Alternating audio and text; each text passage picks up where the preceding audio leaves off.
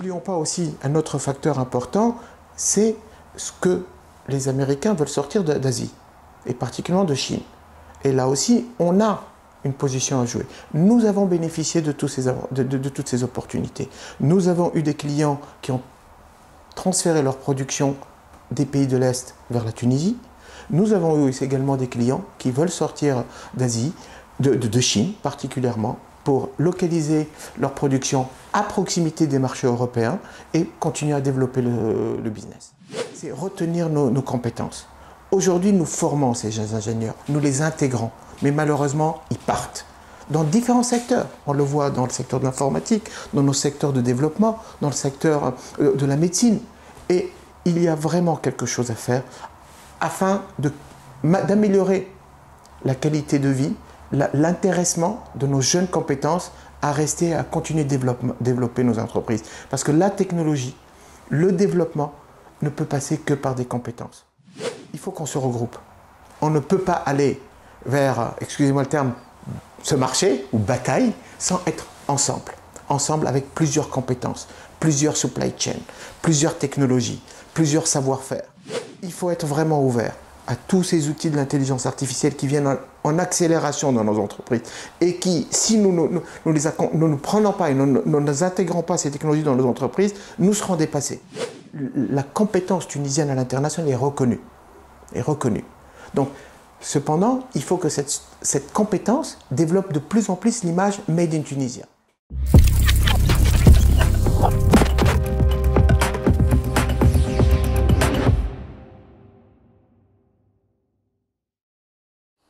Bonjour, Ahmed Charfeddine, je suis le président fondateur du groupe EC et vice-président de la Tunisian Automotive Association. Donc la Tunisian Automotive Association, TA, est l'association qui regroupe tous les industriels du secteur automobile en Tunisie.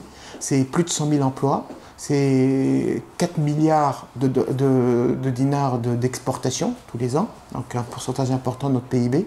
Et surtout, c'est un support pour accompagner l'État, accompagner les entreprises au développement du business de l'automobile en Tunisie. Et depuis sa création, voilà 7 ans, beaucoup de chemin a été accompli et elle est riche aujourd'hui d'une structure académique, la Tunisian Automotive Academy, qui enseigne et qui a la formation avec la VDA, donc des auditeurs, des formations dans ce secteur, et d'autres initiatives dans la responsabilité sociétale, dans le développement et la communication du secteur automobile à l'international. On accompagne l'État, l'administration, à promouvoir l'image de la Tunisie.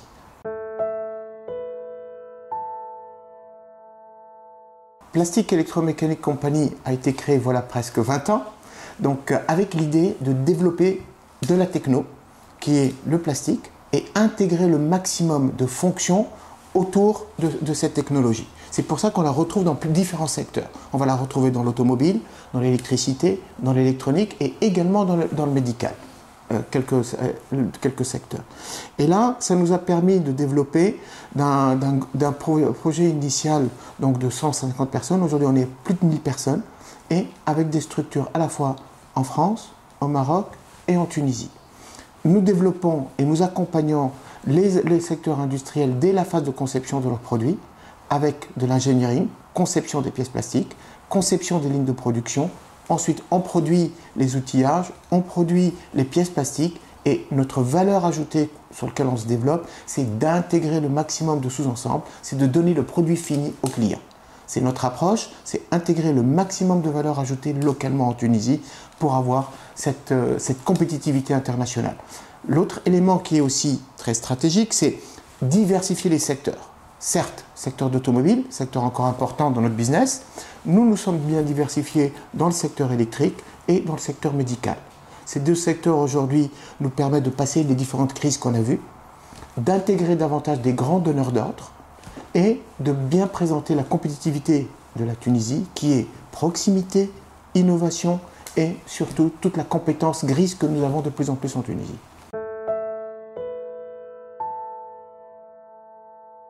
Donc l'histoire a fait que d'une société tunisienne, il fallait qu'on aille à l'international. Donc 10 ans après notre création, tous nos clients sont en Europe, aux États-Unis ou également en Asie. Et là, il fallait qu'on ait une présence internationale. Donc ça a commencé d'abord par une première acquisition en France, dans le domaine de l'injection plastique, qui nous a permis d'asseoir notre présence, d'être à proximité des bureaux d'études et de développer des nouveaux projets. Et surtout d'acquérir une base de données clients extraordinaire dans le domaine de l'automobile, de l'électricité et de l'Internet. Toujours sur les pièces plastiques. Ça a été un élément important. C'est aussi, malheureusement, avec le passage de la Révolution, c'est de sécuriser la Tunisie. C'est une question qui revient à tout moment. Okay? C'est comment on continue à fiabiliser les livraisons à partir de la Tunisie. Ça a été un choix stratégique. Et en même temps, nous avons développé également le Maroc. Voilà. Donc ça a été notre première stratégie. Et elle a été bénéfique, puisque ça nous a permis de développer davantage le domaine de l'automobile et surtout de marquer notre présence aujourd'hui comme étant un acteur important dans le monde de l'électricité, avec de la fabrication de disjoncteurs pour des grands noms, disjoncteurs différentiels avec des partenaires de grands noms, et aussi le secteur médical. Donc cette diversification nous a permis donc de développer et d'accompagner nos grands clients. Et c'est ainsi aussi que quelques années après, un de nos grands clients internationaux de Suisse nous a demandé de mettre un site en Savoie, et nous n'avons pas manqué ce rendez-vous avec un nouveau site qui permet d'accompagner ce client dans des produits très spécifiques sur les data centers, sur les armoires électriques. Donc une belle diversité qui s'est passée entre 2019 et aujourd'hui 2025. Le développement également du secteur au sein de notre groupe de la partie médicale nous a incité à verticaliser le business, en n'étant pas uniquement un acteur de la sous-traitance, un partenaire des grands noms, mais en développant notre marque, nos produits et le réseau de commercialisation. Et c'est là où une autre acquisition a été faite en France sur la partie médicale. Nous sommes en complète mutation, et c'est là où l'agilité est importante. Le secteur automobile, on le connaît, ces dernières années, n'a pas passé des crises importantes. Il est en mutation technologique, de la voiture carbone à la voiture aujourd'hui électrique. Donc ça a généré des bouleversements très conséquents au niveau de notre industrie. Ça a retardé certains développements. Les cycles de développement ont pris aussi des pauses pour bien connaître quelle voiture développer, comment, et le marché n'a pas suivi. Donc ça a automatiquement eu des répercussions, et qui, bien que on voit le marché qui va se développer, il y a une certaine crise. Il y a une crise à ce niveau-là. Au niveau d'autres marchés, ce qu'on constate, clairement, la guerre qui s'est passée avec la Russie en Europe a été une opportunité pour nos développements. Nous n'avons pas suffisamment profité. Il y a eu certaines entreprises qui ont délocalisé leur production en Tunisie, mais on aurait pu faire davantage. Nous constatons aussi qu'au niveau des pays de l'Est, et l'inflation qu'il y a eu pendant toutes ces années a fait inciter les grands donneurs d'ordre, les marchés, à trouver des sources de production à meilleur coût. Et c'est là on voit que sur le Maghreb, il y a de belles opportunités, il y a de très belles opportunités. N'oublions pas aussi un autre facteur important, c'est ce que les Américains veulent sortir d'Asie, et particulièrement de Chine.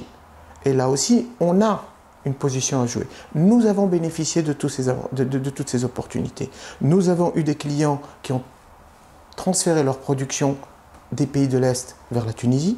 Nous avons eu également des clients qui veulent sortir d'Asie, de Chine particulièrement, pour localiser leur production à proximité des marchés européens et continuer à développer le business. L'opportunité que présente la Tunisie pour accueillir ces nouveaux business est d'une évidence. Nous avons de la compétitivité, nous avons de la proximité, nous avons un même faisceau horaire, hein, c'est important aussi, hein, et la communication.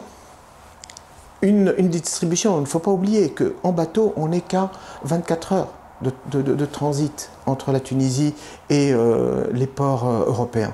donc que ce soit l'Espagne, l'Italie ou la France. Donc c'est assez conséquent et c'est important à signaler. Donc notre proximité avec le marché européen fait une évidence que nous proposons une solution compétitive, à la fois sur le côté industriel, main-d'œuvre, également en termes de développement et de conception et d'accompagner le développement de l'industrialisation des produits, donc engineering. Nos ingénieurs, plus de 8000 ingénieurs sont diplômés en Tunisie. Et c'est un vivier extraordinaire pour nos entreprises. Et également, donc, notre compétitivité main-d'œuvre, qui est aussi un élément extraordinaire en comparant le reste des pays du Maghreb.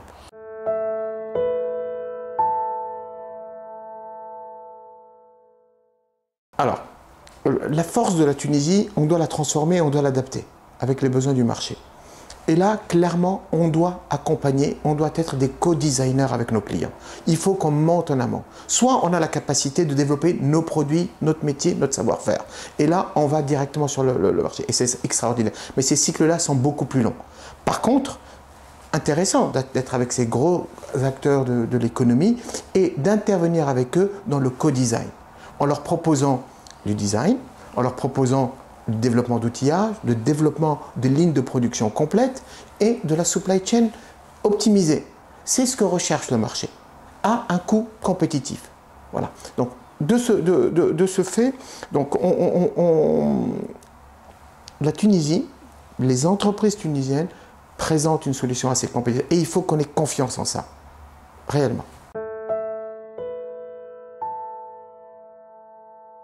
Faiblesse ou opportunité de développement et qui peuvent accélérer notre positionnement et la solution Tunisie, et l'équation Tunisie.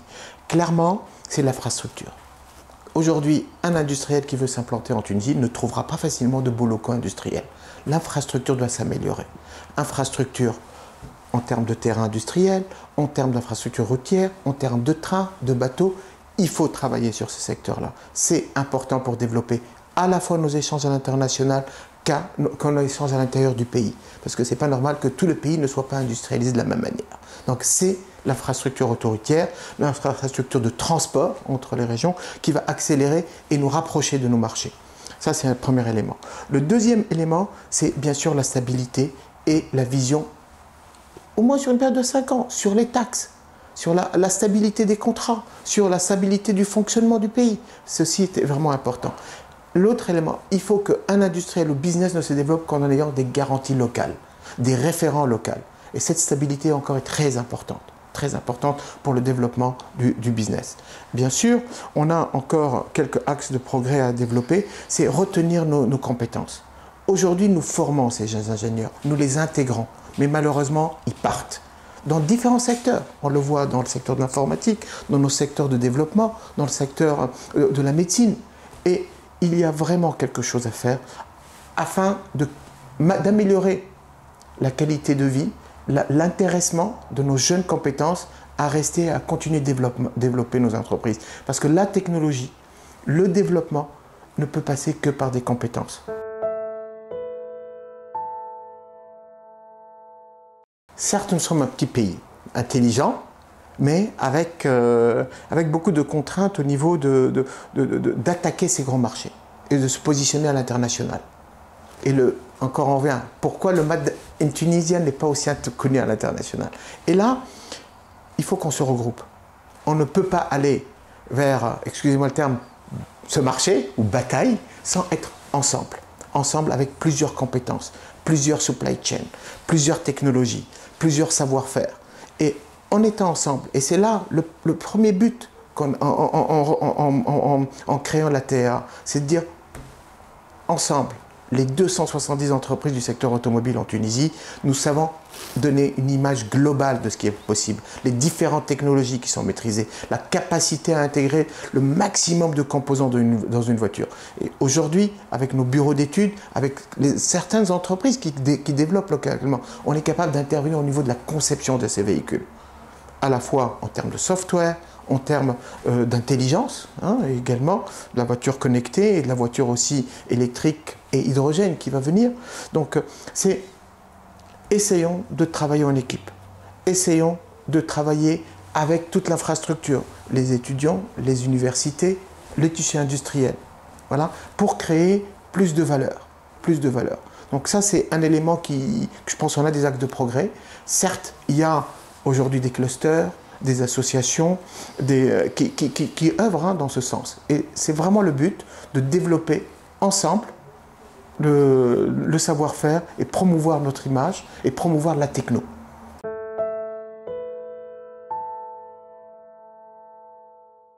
La menace sur c'est notre manque de compétitivité. Il faut qu'on soit toujours assez vigilant à ce niveau-là. C'est notre manque de chaîne de valeur complète. Malheureusement, on dépend encore de certains composants qui viennent d'Asie, de certaines matières premières qui viennent d'autres parties du monde, parce qu'on n'a pas ces matières au niveau localement, donc elles sont importées. On a aussi le manque de stabilité. C'est la première des éléments, stabilité, sécurité, donc, et image positive du pays. Donc c'est vraiment important, c'est la première des choses. Nos clients, nos marchés, c'est ce qui me sollicite régulièrement. C'est stabilité de l'économie. Qu'est-ce qu'on va avoir dans les 5 ans à venir? Et c'est très important pour le business et le développement. Quand on décide d'investir, il faut qu'on sache que l'argent qu'on met va être productif.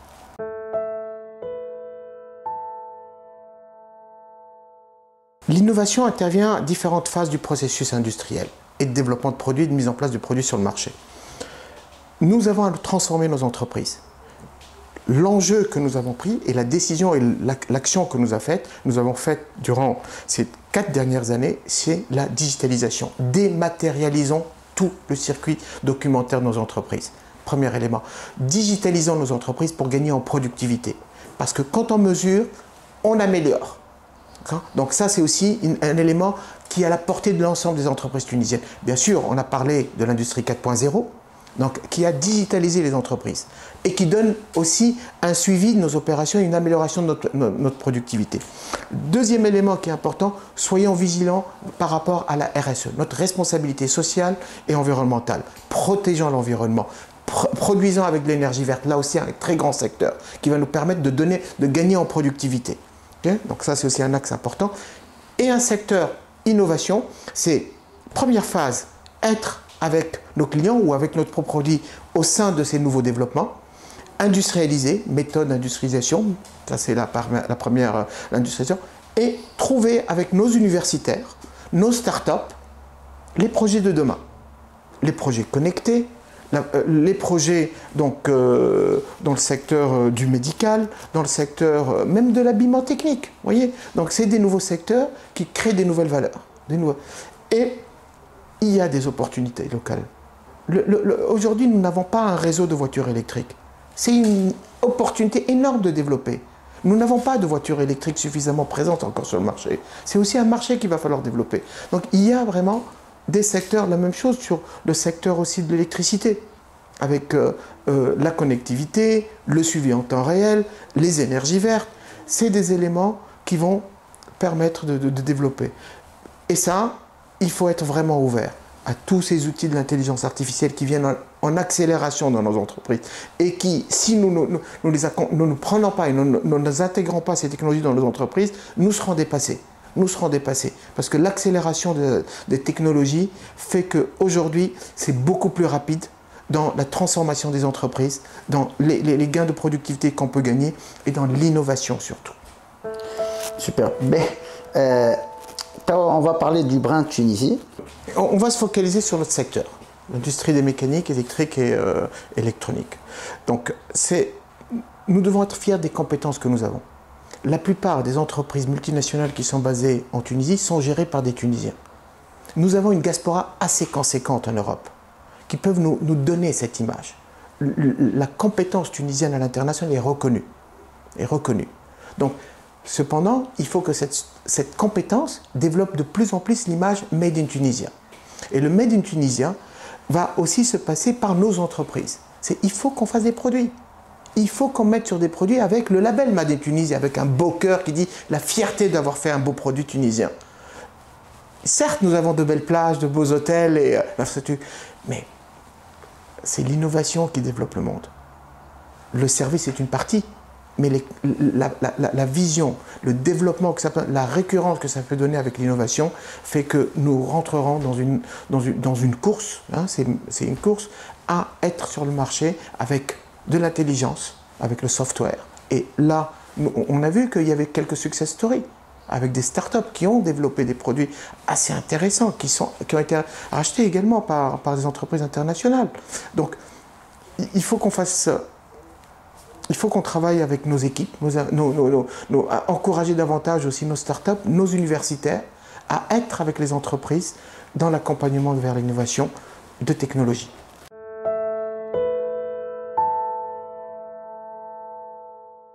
Clairement, l'infrastructure, il faut qu'on développe un nouveau port, indispensable. Il faut qu'on puisse avoir les grands tanks qui passent par la Tunisie et qui débarquent directement les containers qui viennent du monde entier en Tunisie et que la marchandise qu'on va produire part. Donc infrastructure portuaire et également infrastructure industrielle avec des locaux industriels et des locaux de service pour travailler davantage à distance, pour donner du travail à nos ingénieurs, pour développer ce secteur et rentrer dans l'équation intelligence. Ça, c'est pour l'infrastructure. 2 axes.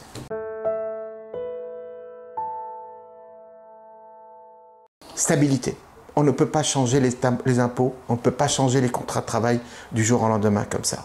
Il faut de la visibilité. Il faut les changer, il faut améliorer les conditions de travail. Notre responsabilité est d'être responsable socialement, économiquement et écologiquement.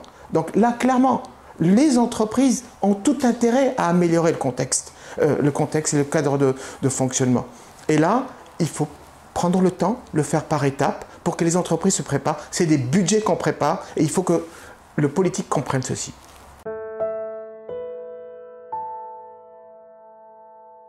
Clairement, encourager le travail de nos universités avec les autres universités internationales, donner la chance à nos étudiants d'aller à l'international également. Donc il faut être ouvert à l'international, adapter nos universités aux besoins des entreprises, là aussi c'est plus de proximité.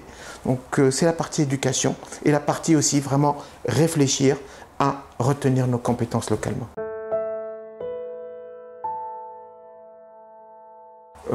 C'est développer d'innovation, avoir l'esprit libre et être innovant.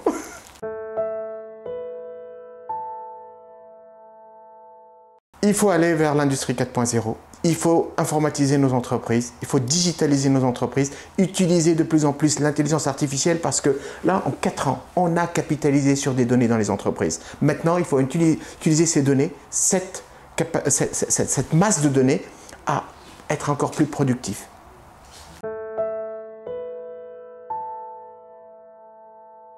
Alors, durabilité et transition écologique, clairement, nous allons être contraints par rapport au marché européen par l'empreinte carbone.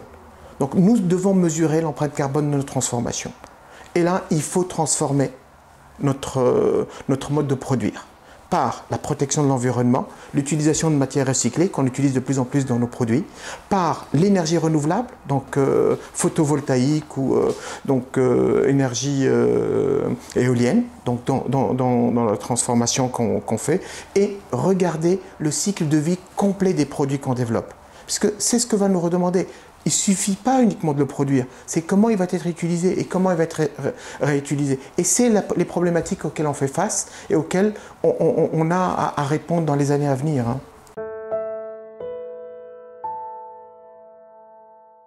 Soyons fiers de la Tunisie, soyons fiers de ce qui a été acquis, de ce qui a été développé, de nos compétences, de nos entreprises, de la force et du service qu'on peut apporter à l'international.